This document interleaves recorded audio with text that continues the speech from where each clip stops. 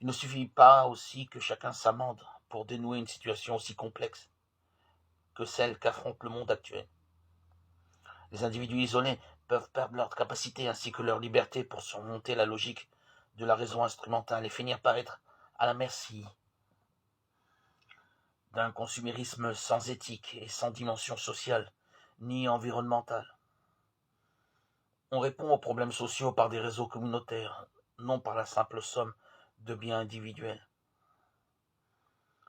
Les exigences de cette œuvre seront si immenses que les possibilités de l'initiative individuelle et la coopération d'hommes formés selon les principes individualistes ne pourront y répondre. Seule une autre attitude provoquera l'union des forces et l'unité de réalisation nécessaires. La conversion écologique requise pour créer un dynamisme de changement durable est aussi une conversion communautaire.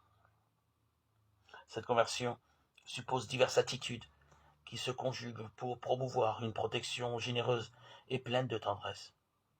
Elle implique gratuité, gratitude, c'est-à-dire une reconnaissance du monde comme don reçu de l'amour du Père, ce qui a pour conséquence des attitudes gratuites, de renoncement et des attitudes généreuses, même si personne ne les voit ou ne les reconnaît. Que ta main gauche ignore ce que fait ta main droite, et ton Père qui voit dans le secret te le rendra. Matthieu 6, 3, 4. Cette conversion implique aussi la conscience amoureuse de ne pas être déconnecté des autres créatures, de former avec les autres êtres de l'univers une belle communion universelle.